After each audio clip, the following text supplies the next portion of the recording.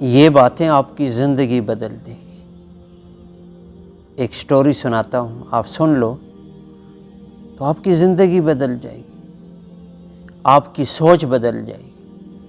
لیکن افسوس ہے کہ آج ہمارے پاس وقت نہیں ہے، دین کی باتیں سننے کے لیے وقت نہیں ہے، غافل بن گئے ہیں، بے حیائی دیکھنے کے لیے گھنٹوں ہیں،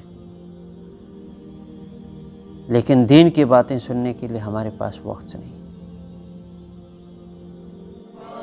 مسلط ہم پہ ہوئے اسلام سے جب ہم دور ہوئے۔ بسم اللہ الرحمن الرحیم، نحمدہ ونصلی علی رسولہ الکریم۔ السلام علیکم ورحمۃ اللہ وبرکاتہ۔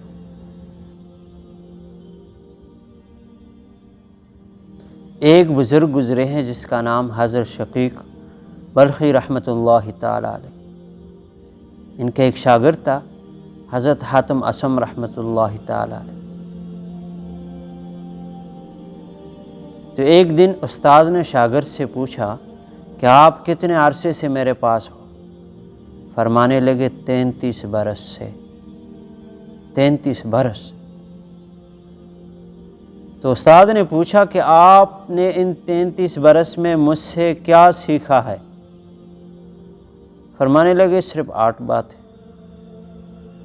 تو استاد نے کہا میری تو زندگی ضائع ہو گئی آپ کے ساتھ، میرا تو وقت ضائع ہو گیا کہ 33 برس میں صرف 8 باتیں، میری تو عمر ضائع ہو گئی۔ فرمانے لگے حضرت میں جھوٹ نہیں بولتا، صرف 8 باتیں سیکھی۔ تو حضرت شقیق بلخی رحمۃ اللہ تعالی علیہ نے فرمایا چلو بتاؤ کون سی 8 باتیں؟ کہنے لگے سب سے پہلی بات کہ میں نے دیکھا کہ دنیا کے اندر ہر کسی کو کسی نہ کسی سے محبت ہے، کسی نہ کسی چیز سے محبت، کوئی مال سے محبت کرتا ہے، کوئی جائیداد سے، کوئی اولاد سے، یعنی الغرض ہر انسان کو کسی نہ کسی چیز سے محبت ہے۔ میں نے دیکھا کہ جب یہ قبر میں چلا جاتا ہے تو اس سے اس کا محبوب جدا ہو جاتا ہے۔ میں نے نیکیوں سے محبت کر لی تاکہ کبھی بھی اسے جدائی نہ ہو، دنیا کے اندر بھی جدائی نہ ہو، قبر میں بھی جدائی نہ ہو، حشر میں بھی جدائی نہ ہو، یہاں تک کہ جنت میں بھی اس نیکیوں کے ساتھ۔ فرمانے لگے بہت اچھا۔ دوسری بات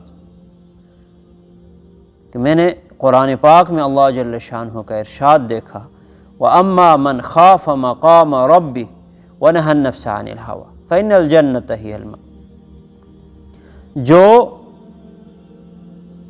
دنیا کے اندر اس بات سے ڈرا ہوگا آخرت میں اپنے رب کے سامنے کھڑا ہونے سے، اور نفس کو حرام خواہشات سے روکا ہوگا تو جنت اس کا ٹھکانہ ہوگا۔ تو میں نے جان لیا کہ اللہ کا ارشاد حق ہے، اس لیے میں نے تقوی اختیار کر لیا اور نفس کو حرام خواہشات سے روک دیا، یہاں تک کہ وہ اللہ کی اطاعت پر جم گیا۔ تیسری بات میں نے دنیا کے اندر دیکھا کہ ہر انسان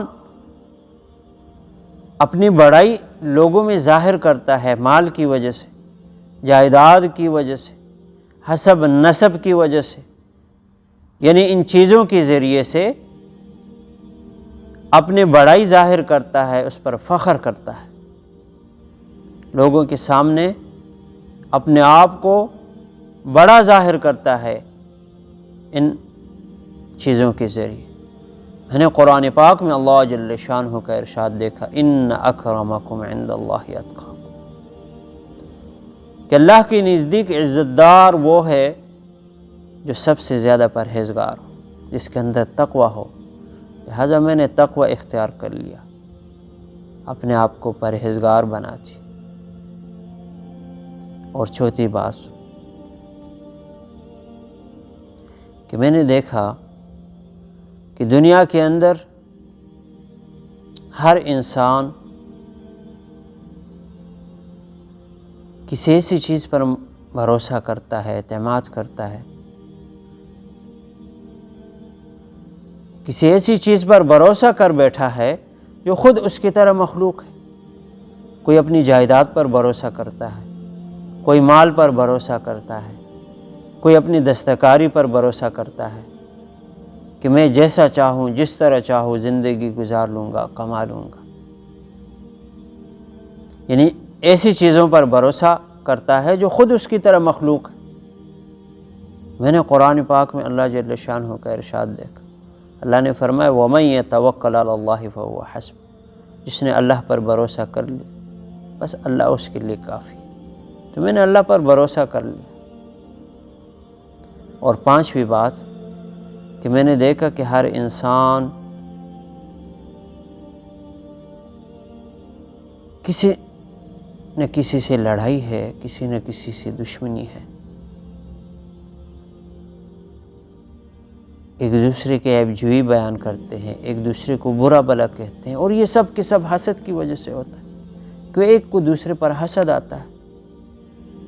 میں نے قرآن پاک میں اللہ جل شانہ کا ارشاد دیکھا کہ اللہ نے فرمایا نحن قسمنا بینہم معیشتہم فی الحیات الدنیا، کہ دنیاوی زندگی میں ان کی روزی ہم نے تقسیم کر رکھی اور ایک دوسرے پر فوقیت ہم نے دے رکھی تاکہ ایک دوسرے سے کام لیتے رہے۔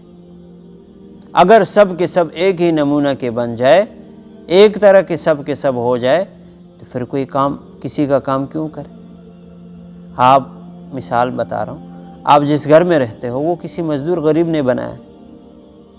اب آپ کی جتنا پیسہ اگر اس غریب کے پاس ہو تو وہ آپ کا گھر بنائے گا؟ نہیں بنائے گا۔ وہ آپ کا کام کرے گا؟ نہیں کرے گا۔ وہ آپ کے پاس نوکری کرے گا؟ نہیں کرے گا۔ جتنا پیسہ آپ کے پاس ہے اتنا اس کے پاس ہو۔ آپ جس گاڑی میں اچھی گاڑی میں گھومتے ہو وہ گاڑی بھی کسی مزدور غریب نے بنائی۔ اب اگر اتنا پیسہ مالک اور نوکر کے پاس بھی اتنا پیسہ ہو تو پھر وہ مزدوری کیوں کرے گا؟ وہاں پر کام کیوں کرے گا؟ تو اس سے نظام خراب ہوگا۔ تو شیخ فرمانے لگے کہ میں نے جان لیا کہ کسی کے پاس مال کے زیادہ ہونے سے کم ہونے سے اس میں انسان کا کوئی دخل نہیں، یہ تو مالک الملک کی طرف سے ہے، جسے چاہے جتنا دے دے، زیادہ دے دے کم دے دے۔ لہٰذا میں نے حسد کرنا چھوڑ دیا۔ اور چھٹی بات کہ میں نے دیکھا کہ ہر انسان کو روٹی کی فکر ہے، روٹی کی طلب میں لگا ہوا ہے، اور اس کی وجہ سے دوسروں کے سامنے اپنے آپ کو ذلیل کرتا ہے، ناجائز راستہ اختیار کرتا ہے، حرام راستہ اختیار کرتا ہے۔ میں نے قرآن پاک میں اللہ جل شانہ کا ارشاد دیکھا وَمَا مِن دَابَّةٍ فِي الْأَرْضِ إِلَّا عَلَى اللَّهِ رِزْقُهَا، روئے زمین پر کوئی چلنے والا ایسا نہیں ہے جس کا رزق اللہ کے ذمے نہ ہو۔ تو میں نے جان لیا کہ میں بھی ان چلنے والوں میں ہوں، میرے بھی رزق کا ذمہ اللہ کا ہے، لہٰذا میں نے حرام راستہ ہی چھوڑ دیا، حرام کمانا ہی چھوڑ دیا، اور یہ جان لیا کہ میرا رزق اللہ کے ذمے ہے، وہ مجھے ہر حال میں دے گا۔ اور ساتویں بات کہ میں نے دیکھا کہ ہر انسان کی کسی نہ کسی سے لڑائی ہے، دشمنی ہے، لڑتے ہیں، جھگڑتے ہیں ایک دوسرے سے۔ میں نے قرآن پاک میں اللہ کا ارشاد دیکھا ان الشیطان لکم عدو فاتخذوہ عدوا،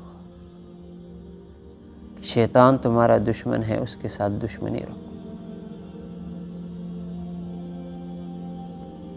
تو جب اللہ جل شانہ نے فرمایا کہ شیطان تمہارا دشمن ہے، لہٰذا شیخ فرمانے لگے کہ میں نے دشمنی کے لیے شیطان کو ہی چن لیا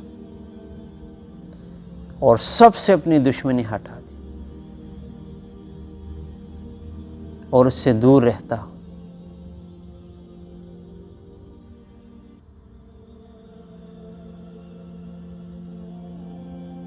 اور آٹھویں بات کہ میں نے دنیا میں دیکھا، میں نے دنیا کے مخلوق کو دیکھا کہ جو چیز بہت زیادہ قیمتی ہوتی ہے اور جو ان کو پسند ہوتی ہے تو اس کی بڑی حفاظت کرتے ہیں اور احتیاط سے رکھتے ہیں تاکہ وہ ضائع نہ ہو جائے۔ میں نے قرآن پاک میں اللہ جل شانہ کا ارشاد دیکھا، ما عندکم ینفد وما عند اللہ باق، یعنی جو کچھ تمہارے پاس ہے وہ ختم ہو جائے گا، خواہ وہ چیز ختم ہو جائے یا تم ختم ہو جاؤ، بہرحال ختم ہی ہوگا، اور جو کچھ اللہ کے پاس ہے وہ ہمیشہ باقی رہے گا۔ تو حاتم اصم رحمۃ اللہ تعالی علیہ فرمانے لگے کہ مجھے کبھی بھی کوئی چیز ایسی ملی جو بہت زیادہ قیمتی ہو اور جو مجھے پسند آئی تو میں نے اللہ کے پاس بیچ دی تاکہ ہمیشہ کے لیے محفوظ ہو جائے۔ تو حضرت شقیق بلخی رحمۃ اللہ تعالی علیہ فرمانے لگے کہ حاتم، اللہ پاک تمہیں جزائے خیر دے دے، میں نے تورات، انجیل، زبور، قرآن کے علوم کو دیکھا تو میں نے خیر ان 8 باتوں میں پایا ہے،